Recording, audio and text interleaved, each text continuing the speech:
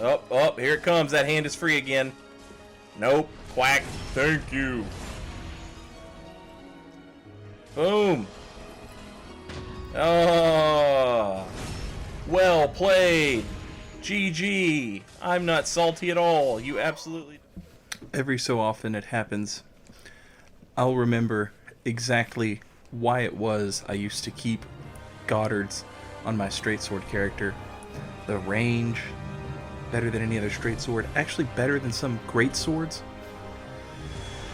And the unparryable weapon art. Only the first part of the weapon art, that first L2, that's unparryable. Everything after that can be parried, so, you know, take that into consideration. But Gotthard's is a really fun weapon. I haven't used it in a long time, and that was really all the excuse I needed to go ahead and play around with it. Now it's a straight sword, so you want to keep something in your offhand. Shield works fantastic. You guys know me, I'm a medium shield babby. So our character, soul level 71, Saint of Sabbath, underwent a ritual to become the Gotthard's twin blade user. Now, you can get a lot of traction out of the Leo ring with a build like this. That Cestus is out and this person's gone for several parries already.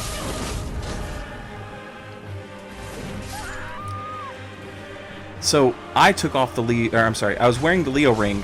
I took off the Hornet ring for a lot of these invasions, trying to make space for the Untrue Dark ring, obviously because my fashion is goddamned on point.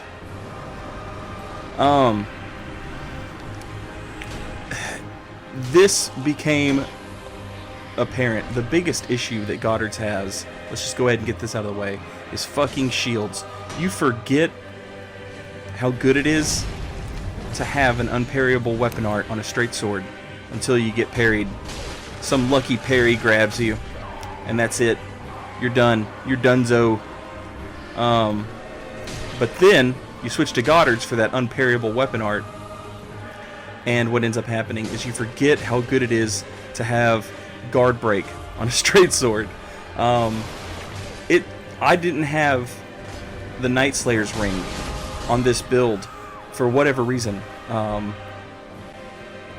and that was a huge pain in the ass. I had eventually, like after I fought and lost to a lot of people, a lot of groups that had shields, and I just couldn't pressure them enough to get them off of me. Like, they were able to stay right on my nuts with those shields. Now, wearing the Night Slayer's ring, I didn't get any more guard breaks. But the pressure you're putting on the shield, they see that, they feel it. You know, their stamina starts dropping, they'll leave, they'll roll out, and you can, you can be left alone with one person, and then a shield becomes much more manageable. You can R1 kick. You can just throw in some kicks, and you're good to go. But I definitely recommend the Night Slayer's ring, or if you're playing in an infused build, a dark infused build, crystal infusion, lightning infusion, you're probably good. But if you're playing a physical build like I'm playing right here, with sharp infusion, you have got to do something to get around shields with this sword. At one point I started keeping my poison harp on me, just so I would have something that would A, get around shields, and then B, also poison, somebody, and that puts two kinds of pressure on, as opposed to just the one, because the harp doesn't do a lot of damage. Something like the Carthus Shotel would work really well, or just the regular Shotel, Shotel, however the fuck you pronounce that. Ask Latrek, he's in the comments, I'm sure. But yeah, that was main concern number one, is shields. Everything else is fine because it's a straight sword. Not only that, but it's the longest straight sword, so you can actually outrange other people playing with a straight sword. What you're seeing here is not the best example of that because it's on this weird incline. Now, as with any sort of dual weapon, the sellsword twin blades, Gottards, Onikiri, and Ubadachi, the twin axes, no matter what you're using, don't over-rely on that L1. L1 is a really good button, but R1 is still the best button. Tryhards everywhere will tell you this. And the reason L1 isn't so great is simply because it's easy to parry, and from what I could tell, it wasn't doing much more stamina damage than two R1s. Because keep in mind, with the L1, you can block the first and then roll out of the second because the attacks are so much slower. That's another thing to take into consideration. Don't try trading R1s with L1s. You'll lose. L1s are slower. L1s are great for chasing people. They're great for punishing a whiff. The Gotthard's rolling L1, everyone knows how good that is, but if you can't rely on that too much because everyone knows to parry it. But that's the main drawback of this weapon, is a shield. A shield is really good at shutting this shit down.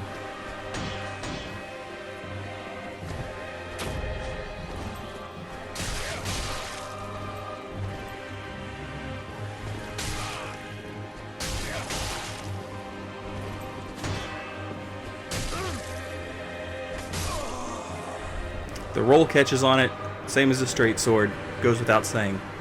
Fantastic weapon in that regard. My thanks!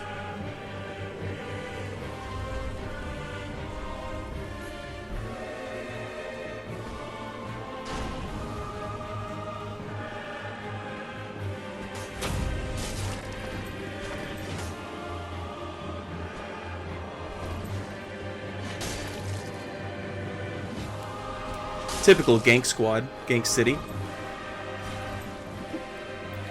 The reason I'm showing this clip is because it becomes important later on. Here we have a Dark Spirit who invades. Go ahead and show him. I'm an Aldrich Faithful. Gives me a point down. Congratulations, you've just earned my ire. He holds his shield up, which tells me he's an idiot.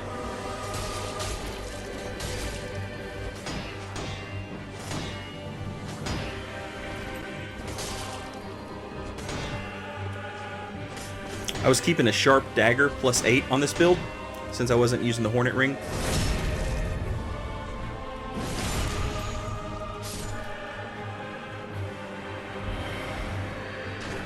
Anyway, here comes the Gank squad. Those twin axes do work, but so does the Silver Knight, boys. They had killed all the Silver Knights but one. Very good. Good job. Fantastic work.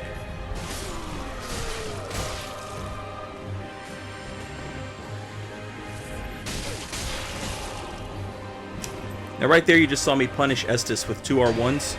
I'm going to touch on something here in a little bit, and actually going forward in a lot of my videos I'm going to try and show it off. The next video I'm going to do is either the final look at my low-level poise build, but I've been playing with the spiked hammer and the spiked mace. Oh my god, I love it. I love it so much. I can't believe I never tried it before. It's a glorious weapon. But we'll get into that later. My point is, I'm going to start doing some more like weapon showcases for invasions. Speaking of which, I want to give a shout out to a smaller YouTuber. He's not really that small, but he's smaller than he needs to be. He needs more subscribers. It's called The Game Economist. I'll put a link. If you're wondering why this red's hitting me, by the way, it's the same guy. It's the same fucking guy.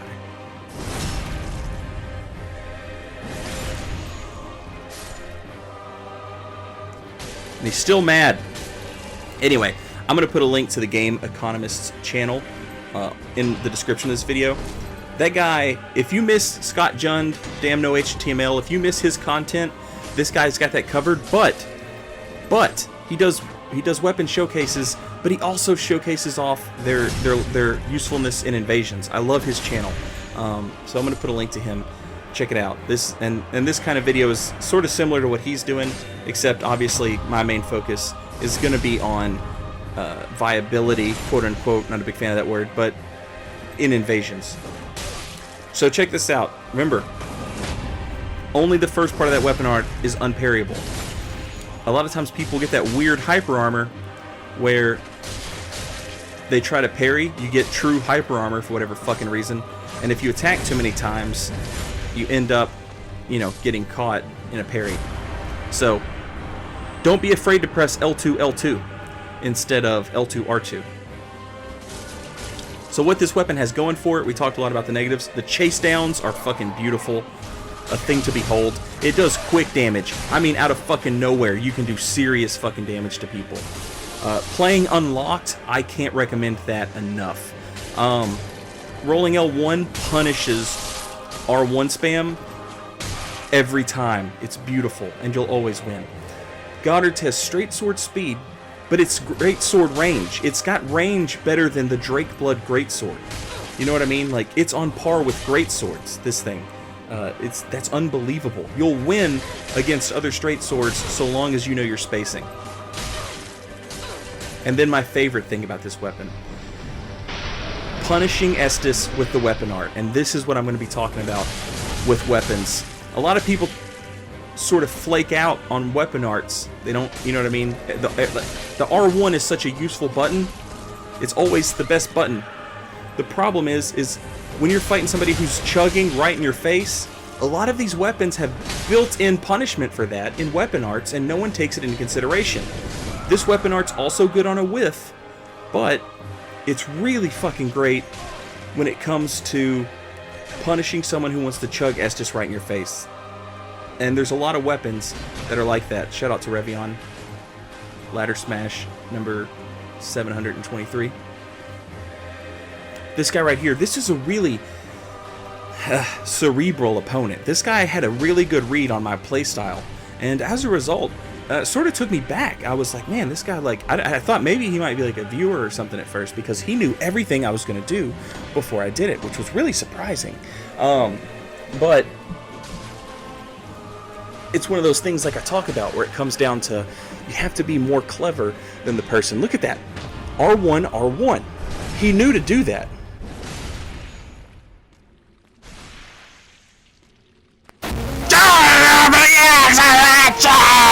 It's an octopus inside his anus! Need to spread far and wide across the earth as far as the eye can see inside. For now, I'll go ahead and call it a day. I hope you've enjoyed the video. I hope you've enjoyed seeing this. I hope maybe, you know, if you want to play with Gotthard's, this gave you some ideas. I'll be totally honest, I'm not sure if Gotthard's is best on a Dex build quality. I would assume a Dex build, but I'm not sure, honestly. Maybe it's one of those rare weapons. It's better off not infused. But we've kind of gone over some of the weapon matchups that provide problematic for Gotthard's. So I'll go ahead and leave you with the most problematic weapon that you can bring against Gotthard's, or any other weapon for that matter. Hyper armor plus lag. It's a goddamn tournament ready build. Absolutely disgusting. You can play like Dark Souls Jesus and it just won't matter. Got the parry, got the backstab. Playing good, right? Yeah, I got that good shit. Anyway, I'll go ahead and leave Game Economist's channel in the description. You guys really, seriously, check him out. He does all kinds of cool shit.